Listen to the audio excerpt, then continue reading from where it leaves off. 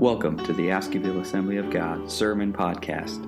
We're so glad you've taken the time to listen, and we pray this message from our pastors will be a blessing on your life this week. Well, good morning. If you've got your Bibles with you, I want you to open up your Bible to Luke chapter 12. We're going back to Luke chapter 12 today. We'll be starting in verse 13. Verse 13.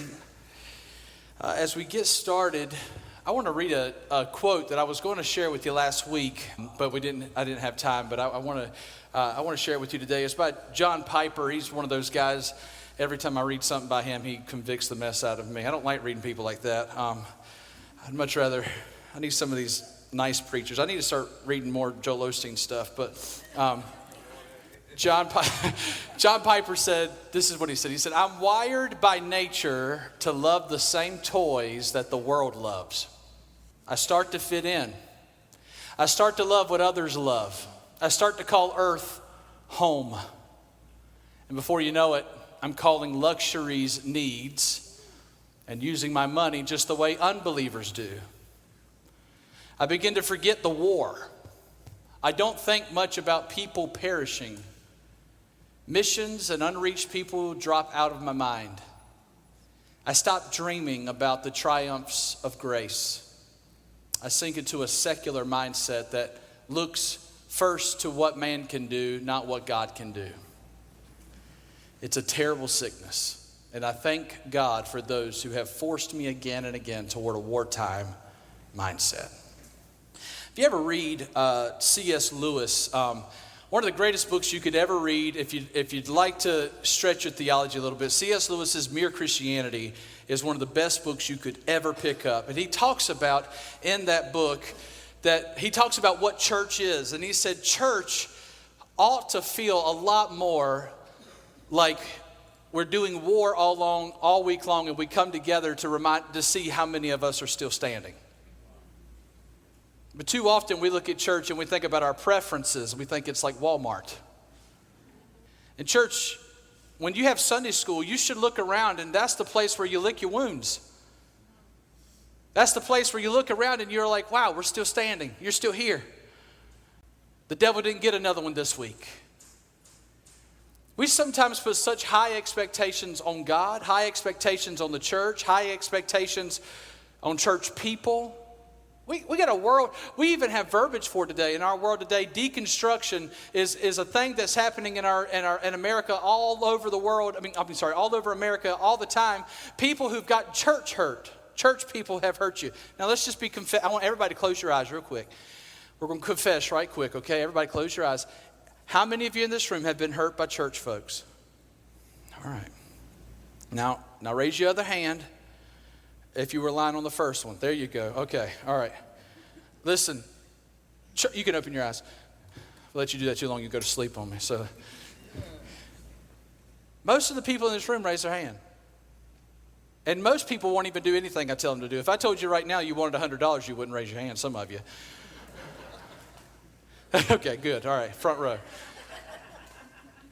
Everybody on this earth has had some form of church hurt. I love it when people tell preachers that they don't know what church hurt is. Can I just tell y'all? Nobody has hurt me like the church. And I'm right here every Sunday. We are in war. And sometimes friendly fire takes place. We're in the middle of war. Sometimes we have to manhandle one another. Sometimes we cross in front of the other person's gun while it's going. We are in war. If we don't think that there's going to be moments when we get cross with each other, you're picturing a luxury cruise. We're not in a cruise ship. We're in a battleship. We're being shot at from every single direction. We have to keep a wartime mindset when we think about this. Do you understand we're invaders, right? You understand that, right? God is coming, but he's not here yet. The king is coming, but he's not here yet. The kingdom is coming, but it's not yet.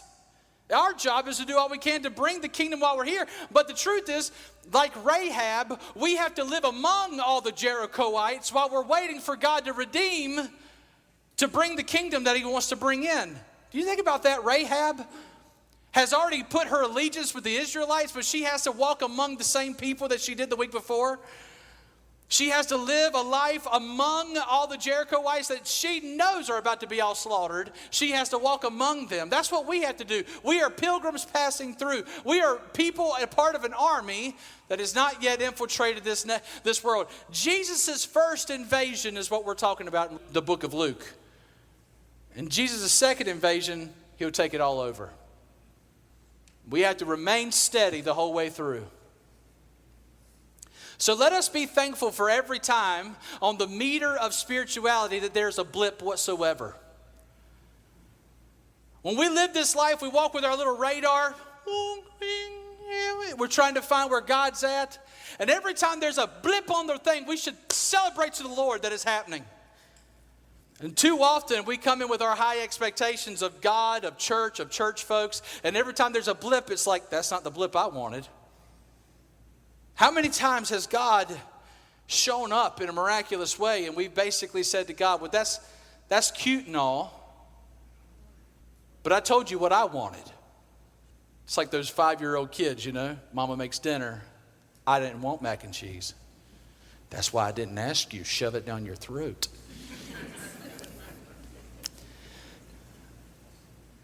We think that God's up there just waiting for our request so that he can make himself known. He's already made himself known. We can make our request because he's made himself known. Not because of getting what we want. When we say, like, I'm just at beef with God right now because I didn't get what I wanted. Wah. Shame on us.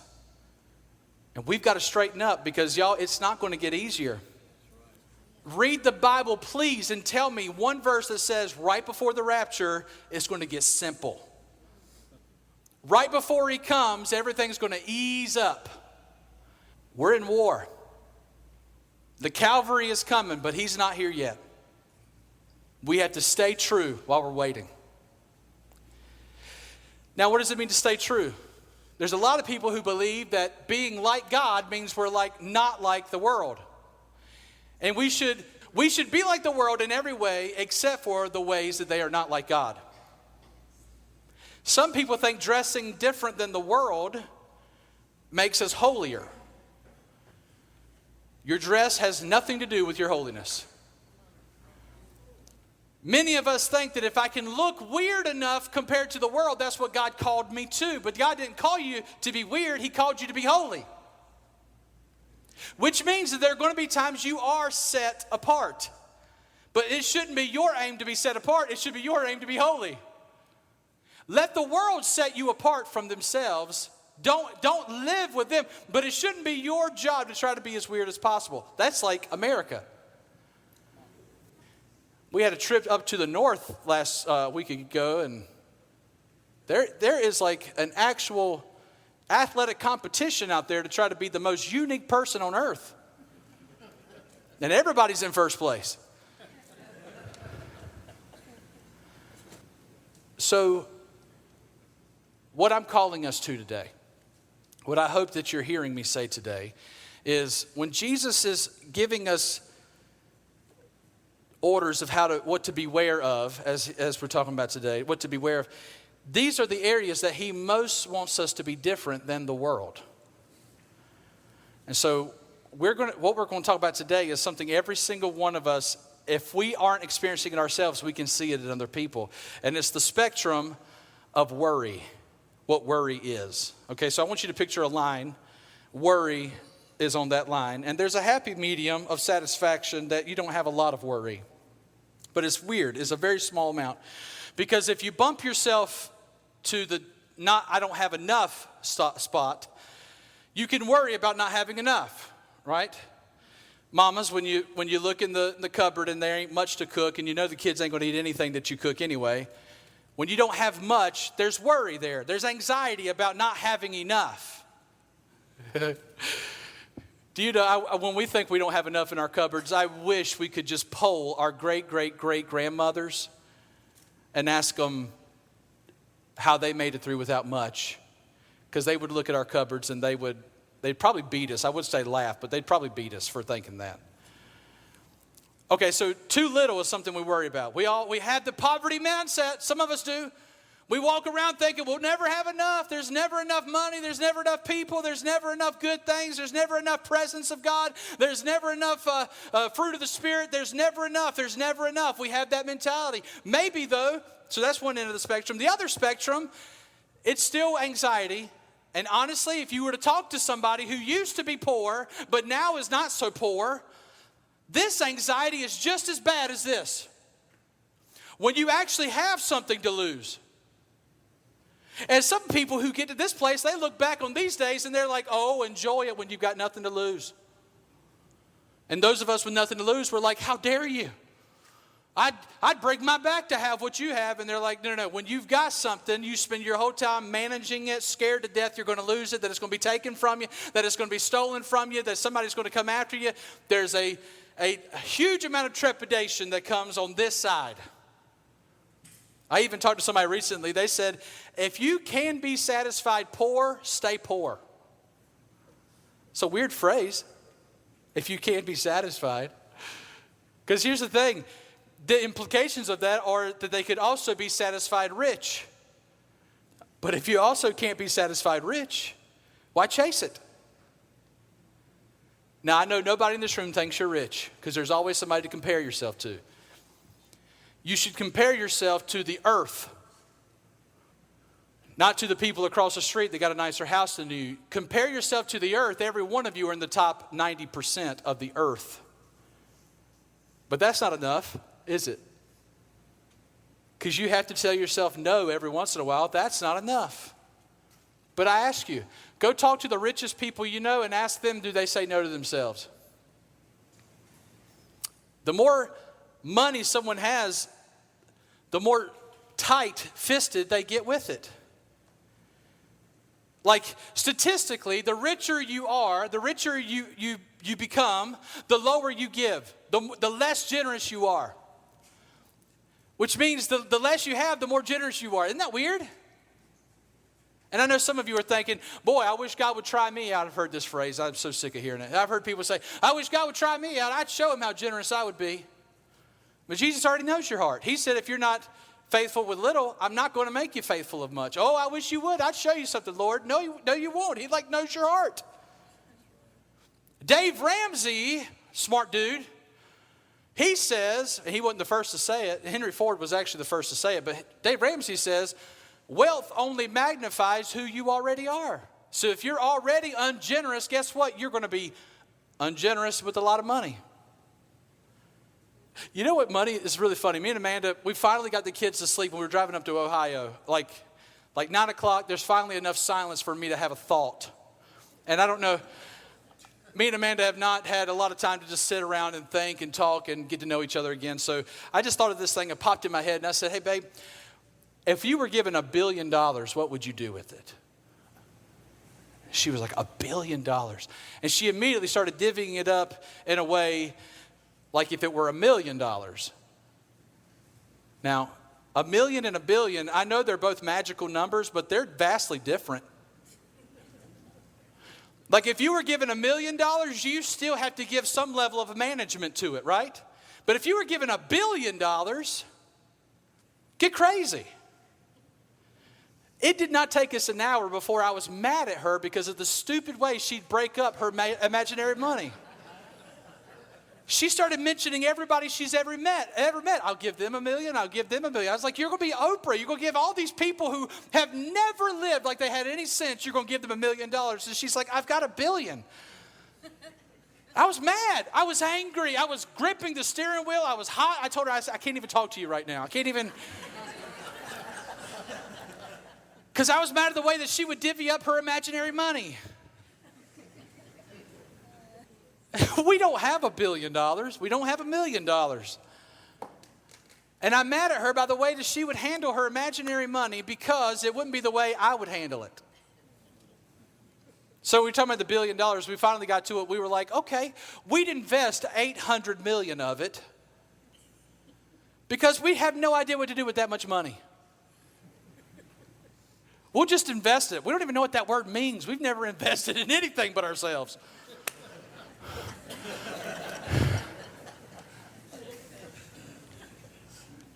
Money can make us weird.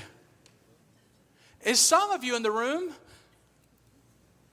again, different spectrums. Some of you think, okay, if money makes you weird, let's have the least amount as possible. Every time the check comes in, let's spend it fast. That's me. I pay all my bills on the day I get my check. I am somehow petrified the government's coming after me. I'm convinced they know who I am. They do not. On the other hand, there are others that are like, well, we finally got paid. Let's live a little. Tonight's steaks, and I'm going to go to Target, and I'm buying anything I want. And I hope I have enough money for bills, but we'll figure it out. It's time to live a little. I couldn't eat the last 3 days because I'd run out of money, so tonight I'm getting what I want. And that causes worry, concern. Jesus tells a story about how to handle our money, and that's what I'm talking about today. Verse 13, someone in the crowd said to him, "Teacher, tell my brother to divide the inheritance with me." Jesus said to him, "Man, who made me a judge or arbitrator over you?" Now remember, Jesus came to save on this first trip, but he wants the next. So let's answer the question right quick. Who made him judge? God. Jesus will be judge. He's the one we will have to answer to. Arbitrator, we don't use that word very much. It just means divider, the person who separates things. What's Jesus going to divide? The sheep from the goats, the wheat from the tares. And he said to him, "Take care, be on your guard against all covetousness, for one's life does not consist in the abundance of possessions." Now the word life there is psyche. It means like yourself. Yourself is not built up by the amount of possessions that you have. And he told him a parable saying, "The land of a rich man produced plentifully." I want to ask you right quick, if your fields produce plentifully, who brought the plentifulness? Okay. The answer is God. Verse 17, and he thought to himself, "What shall I do? I have nowhere to store my crops." There's that worry I was talking about. When you got too much, there's a worry. What do you do with what's left? What do you do with the extra? What do you do? And here's the thing. We're good folks. We've heard a lot of sermons on this. We know exactly what he should do, don't you? Everybody in this room knows exactly what he ought to do.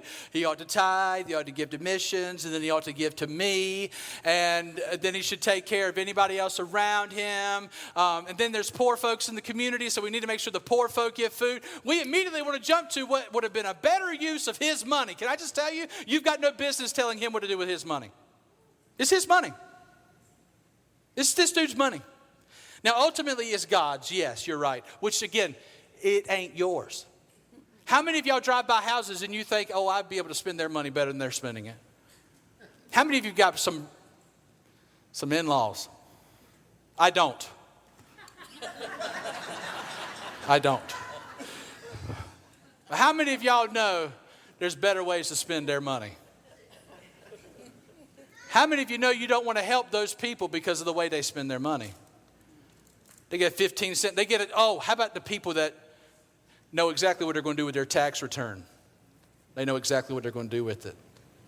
And then the 90% of folks that don't get a tax return, we is jealous over their tax return. It ain't fair. I didn't get none of my taxes because I actually went to work. They didn't go to work and they got 2-3 times as much as I got. Yeah, I've heard some of y'all say it.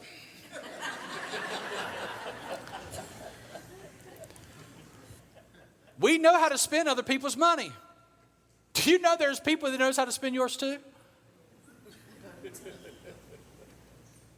You know what's really funny is they think both ways.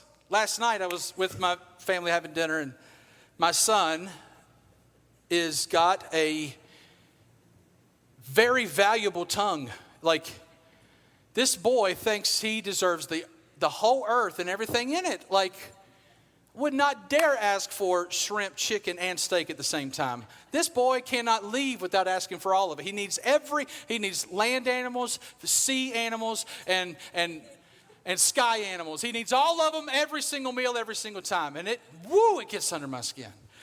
But we were having dinner with Mom and Daddy, so I told him, no. but I got eyes from Nana.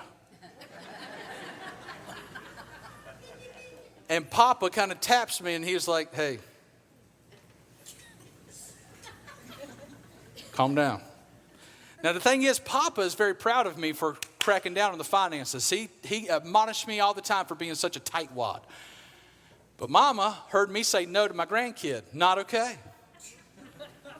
Now, she's not lavish. I'm not saying anything ridiculous. What I'm saying is, there's a different side of the coin every single time you look. One time you're being too generous. The next time you're being too stingy. You can't please it. I couldn't please him no matter what, my boy. I can't please him no matter what, because there's no way in the world I'm letting him have everything his heart desires, because there's no end to it. Everybody knows how it ought to be done. Everybody thinks we ought to all just be saving, but no, not everybody thinks that. Some people think we ought to be lavishly crazy with our money. You can't take it with you, they say. And that's true. You can't. You can't take it with you. But you also have to tell that judge when you get to heaven how you spent the money he entrusted to you. And so if you're a lunatic with it, you're going to have to explain why you were a lunatic. Am I meddling? Okay, here we go. 18. And he said, I will do this. I will tear down my barns and build larger ones, and then I will store all my grain and my goods. And I will say to my soul, soul, you have ample goods laid up for many years. Relax, eat, drink, be merry. But God said to him, fool, this night your soul is required of you, and the things you have prepared, whose will they be? So is the one who lays up treasure for himself, but is not rich toward God. Rich person, poor person, it does not matter how much money is in that bank account. One day, your soul will be required of you. Everyone, all of us will die. And everything we have done in this life will be left for somebody else to have. You better be rich to God, even if you're poor to the bank. On that day, you had better be rich in family, even if you're poor to the community. So is the one who lays up treasure for himself.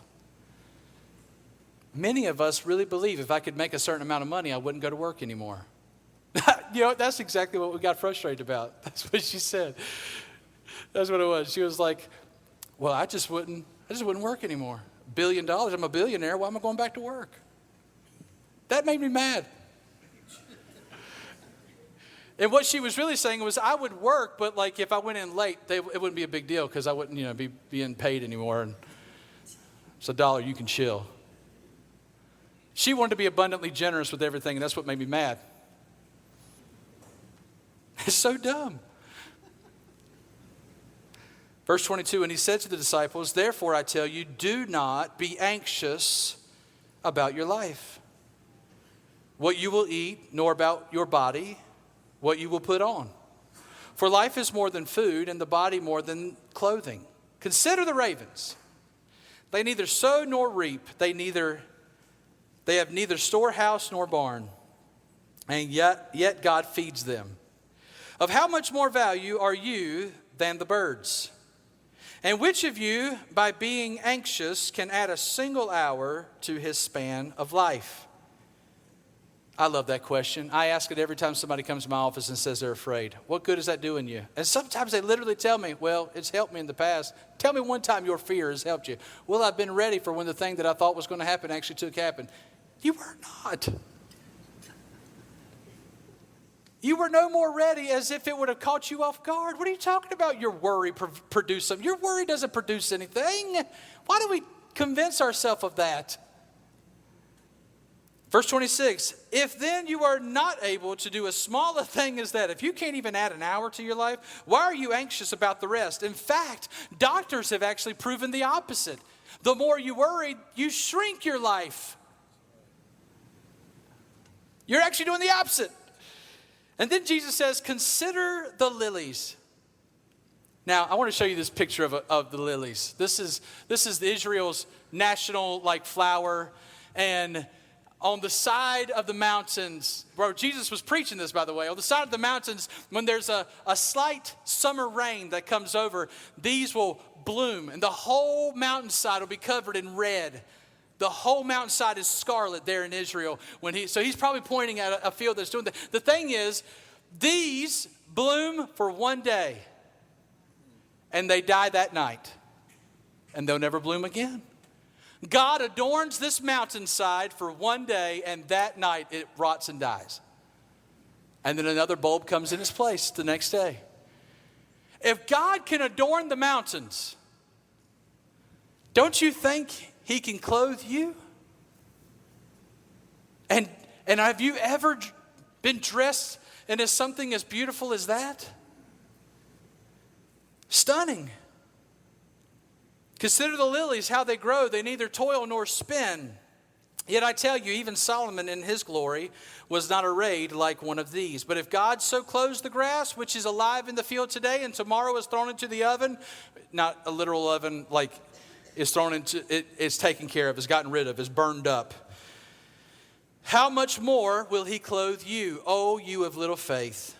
And do not seek what you are to eat and what you are to drink, nor be worried.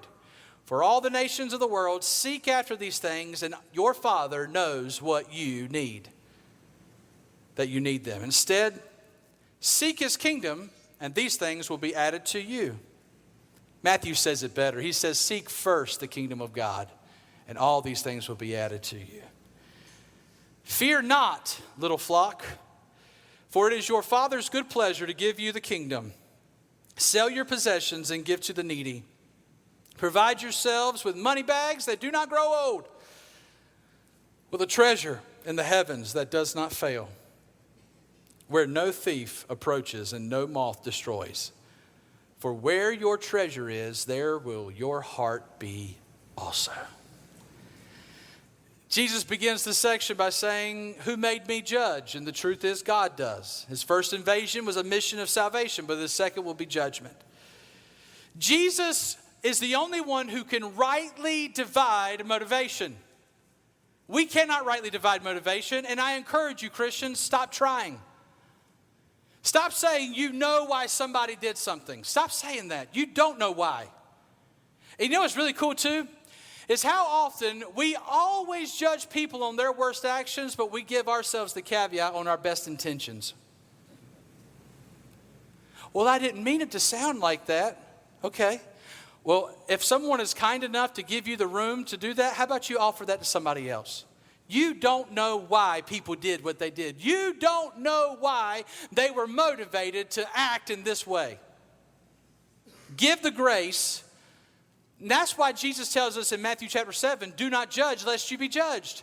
He's not talking about don't judge at all. He's saying don't judge motive. Don't judge somebody's motive. Don't decide why somebody did what they do. Only judge what they did. Now let me just tell you, if someone's pregnant, you can pretty much judge that something has happened. Okay, good. All right. There are actions in people's lives that you can know that something has happened. You can judge people. If they are cursing somebody, if they are slandering somebody, if they gossip, if they're gossipers, guess what? You can judge that they are not to be trusted. You can judge that. What you can't do is say why they gossiped. That's not for us to say. Why they gossiped is not for us. What they have done has changed my relationship with them. But why they did it, I can't say. And many of us have all the reasons for why. It's because my daddy did this, my mama did that. Because I had this happen when I was in school. I saw a bunch of church people do this. This used to be okay and it's not okay anymore. We've got all the whys, but even that's a lie usually. Have you ever met anybody who straight up bold-faced lies to you? It's because they believe the lie? None of you? They believe the lie they're saying. They believe it's because of mama, daddy, or whatever. But they have no idea it's because they're a broken person and they have no validation in who they are. And if they don't continuously break the laws of social justice, the laws of social relationship, they have no idea how much they matter to you. The truth is they're a broken person, but they don't want to admit that. Some of us have issues with covetousness, which is what Jesus says. Make sure you beware of your heart. Do not covet Now, what is covetousness? This is a weird word we don't preach on it very much. We don't preach on it very much because nobody confesses it. I've had a lot of confession been given to me by people who've entrusted it with me, and no one has ever said, Webb, I struggle with covetousness. It's almost imperceptible in ourselves. Because if I want something, we are so quick to talk ourselves into I deserve it. Between I deserve it and I can't afford it, there's no room for covetousness. So we almost never confess it. Yet every one of us are probably dragging covetousness all the time. You know what blows my mind about covetousness? Because it's greed and envy put together. And I know that because, like I said a while ago, we jump so quick to say what the man ought to have done with his money. It ain't our money to decide. Why do we think we know better how to spend his money? I recently was at dinner, and I love my sons. They give me some help sometimes. They just really do. But it was a good picture of this. I put down the clamp on how much food could be consumed by one of my children. So he started talking in his younger brothers into the other foods he wanted. I don't think you want this. I think you want that. I'm listening. The kid is brilliant. As soon as the plate comes to the table, he begins to talk the kid out of it. Oh, they don't look as good as I thought it was. You know what? Why don't you go ahead and give me a couple of pieces of it, and I'll just hold it on my plate in case you don't want it. It wasn't enough for him to have a full plate that was made and designed for him. He figured out a way to also get his and somebody else's. And who's it hurting? The kid's not going to eat it anyway. The younger kids have been on a hunger strike for 4 years. It's not like that's collateral that can be used on my plate. And it's free food anyway, right? He's never paid. It's free. The kid's not devious. He's not evil. He's genius. But when we spend our days trying to figure out how we can either get or use somebody else's money, we are no longer taking the time to be satisfied in what we've been given and trusted to. And that's called covetousness. That's what that is. When I know how to use my friends for what I want, what I need. Now, I know all of us in this room, we don't do this anymore, but there was a time in your life you probably looked at one of your richer friends and you were like, man, I would love to go to lunch. I just can't afford it. You knew what you were doing. That person had money, so they didn't have any friends, right?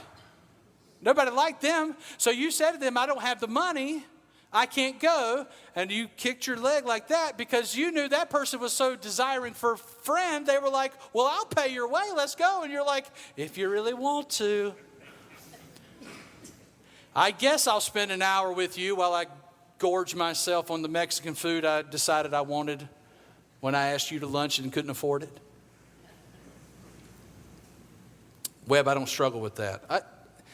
Just do yourself a favor and go ahead and say, Lord, I have done that. And start letting him decipher in your heart, because I'm telling you, every one of us has it.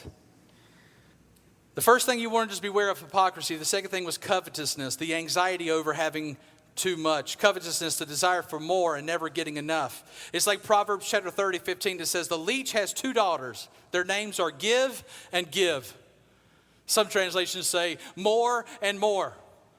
The daughter of the leech has the same name. He couldn't even think of another word. More and more.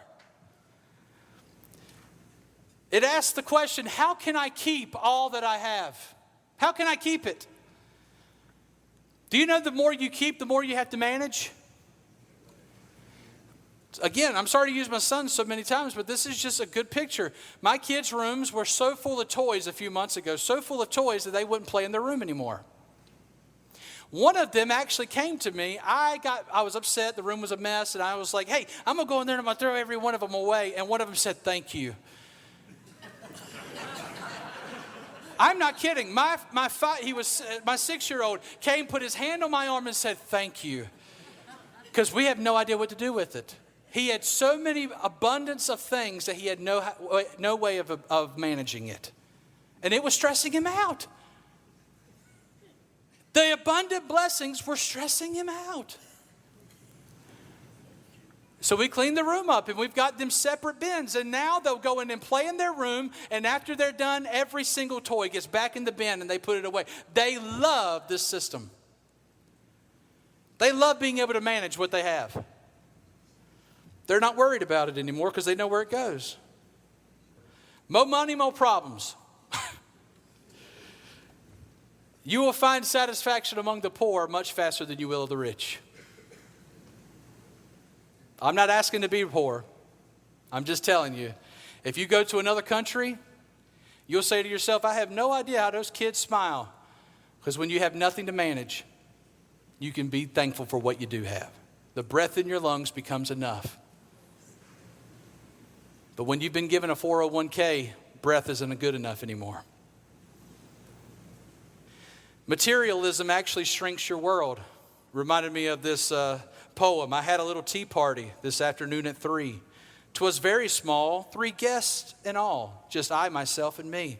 Myself ate all the sandwiches, while I drank up the tea. 'Twas also I who ate the pie and passed the cake to me. Sounds like a good party. Materialism will shrink your world. The perils of prosperity are, number 1, they will choke the word. Number 2, it'll ensnare your future. And the third thing is it'll give you false security. There's a certain amount of money that goes in the bank that you'll begin to think, I don't need anything. And we're always needing Jesus. Covetousness is on one end. The other end is worry. Don't believe your concern or your fear will save you, because it won't. Worry is the crippling fear that there may not be enough. Literally, it means to be suspended in the air. The English translation actually means to be strangled, and the Greek translation actually means to be suspended in air. It means the things that you're worried about are unfounded. There's no ground to it. There's no basis. You are suspended. But do you hear what I'm saying? One is saying strangled, one is saying suspended in air. Worry is like hanging yourself. That's what anxiety about not having enough is like hanging yourself. Some of you in this room are panicked because there isn't enough time in the day, money to be given, and you have the same time as every other person who ever existed, and every single day is the exact same amount of time. And the amount of money you have, you've been given more money than most people who have ever been on this earth. So the issue is not what you have, it's how you've managed it. And the reason you're so worried, the reason you're so anxious, the reason you're looking over your shoulder all the time is because you are not managing yourself in such a way that you could even live showing other people how much you trust God. People are looking at your life every day, anxious just like the rest of the world. How are you going to tell them that God loves them and that you trust in Him and that He is good to you if you don't even live like He's good? Why would they listen to you? Your anxiety is the biggest deterrent to the gospel of Christ going to the people you believe or you're believing for. We have got to get rid of worry in our life, church. Listen to me. It has never been preached this way, but I'm telling you it's in the Word of God. Worry is a sin. A sin. It is on par with homosexuality. It is on par with murder. Worry will send you to hell faster than murdering somebody. And you say to yourself, it's not that big of a deal because everybody does it. If everybody goes to hell, you jumping in too? Worry says to God and everyone around you, I do not have enough. And when you say, I do not have enough, you are saying, my God is not good enough to me. Corrie ten Boom once said, worry does not empty tomorrow of its sorrow, it empties today of its strength. We get convinced that worry accomplishes something good, and it doesn't. So, all right, we have heard you. What do we need to do about this? Where is your treasure? What is your treasure? What do you treasure? Now, when we think of the treasure, we think of a treasure box. We want to see what's in there. We think of it either like in heaven or on earth, like there's a separate, and that is the case. But the truth is, and who you are, your life, What do you think about the most? What is on your mind the most? What is on your heart the most? What do you spend the most amount of time dealing with? Now, don't just say work because you're there 40 hours a week. Some of you go to work and you spend 30 of those hours thinking about this other thing. What is the thing that has your total attention? What is the thing that has you suspended in air? The treasure means to amass. It means the part of your life that is the most. Now, I've heard preachers say, and I've said it myself, and I believe this. I can look at your bank account and see where your heart is. I can look at your schedule and see where your heart is. And that's true. I believe that. You can look at your time and your money and you know exactly where it's at. But the truth is, what has your attention? Where is the place? What is in that place that you have on your mind the most? Do you meditate on the Lord daily? Or are you meditating on that big bill you got to pay? Now, the beautiful thing is, if it is the bill, all you have to do is cast your cares upon the Lord. That's how quickly you can change it in a moment. If it's about worry for you, then just turn it into worship. Recently was told I've got to get a new air conditioner. That is a worry. Those things ain't cheap. Did you know that? I'm about to go to like my old grandma's generation and just put a window unit in that whole house and hope it works. But every time I have a worry, I say, Lord, I know you're going to figure it out. I'm going to get it off my mind. I'm going to get it out of here. Every time I get scared about it, I look at the bank account and I'm like, there's no way it's coming out of that. God, I know you can. I'm going to turn it into worship every single time. Every time I get overwhelmed. Every time I get asked about, well, how's the building coming along? Oh, God, I just wish it was. We're waiting on more stuff. We're waiting. And it's stressful. It's worrying. Every time that comes on my back and I begin to be laid low again, I say, Lord, this is your building. This is your church. These are your people. These are your finances. This is your materials. This is what you have to do. This is on you. It's not on me. It's on you. You're going to have to handle it. You're going to have to fix it. I know you do it through people, but you're the one who's going to have to do it. And that's the way I get it off of me. Because if I let that just crouch me or keep me suspended in air, I'll never be grounded. And so I have to begin to put my foot back on the rock, on the firm foundation, and say, God, you're the one who's got to deal with it. I know y'all think me and Amanda's marriage is perfect, but sometimes I'm imperfect. I mean, I'm imperfect all the time. So it can't be but so perfect. And there are times where I have to go and I'm like, Lord, how are we going to get over this? How are we going to figure this out? How can I get her to see my point of view? Because it's right. How do I get that done? And it's in that worry that I go to God and I say, God, change me again. And he's like, thank God. Yes, bring it. Let me change you. Every time I worry, I have to turn it into worship. I tell you what, if you can't turn it into worship, at least turn it into work. If we're talking about money, and all you can think about is how you don't have what other people have, please stop worrying and trying to figure out how to get somebody else's money and just go to work. If you know how to spend other people's money, go get your own.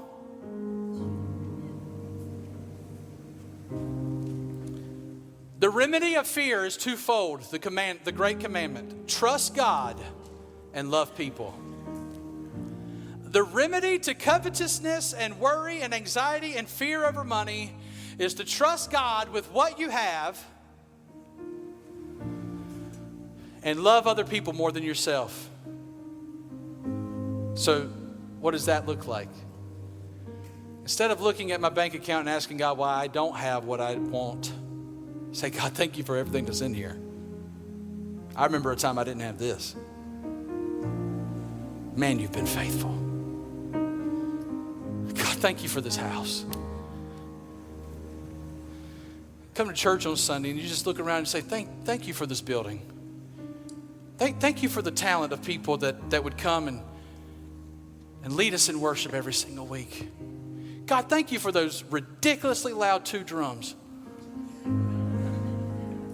Got a migraine the first whole half of the week, but thank God for Marky's talent. Thank God.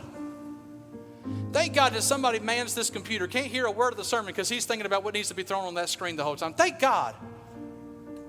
Y'all come over and tell Craig thank you today. He's 40 years old. Today, he turned 40.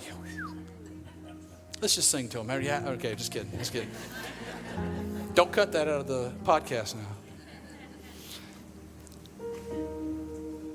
We walk around being so critical and so easy to be upset about the things that we've been given. Man, let's take the time. Hey, Brother David turned the degrees up 2 degrees today. Come on, somebody thank David today. I saw somebody fanning a while ago and I wanted to be like, put that fan down. You better sweat in this house. The remedy to the anxiety over your materialism is to trust God with what you have and be satisfied. And then to love others more than yourself. What is loving others more than yourself? So this summer, because of my sons, listen, I love my boys. They are not evil. I'm trying to be very vigilant in helping them train their hearts. And I'm not doing a great job, I don't know, but I'm working hard on it. But this summer, I made a rule in my house.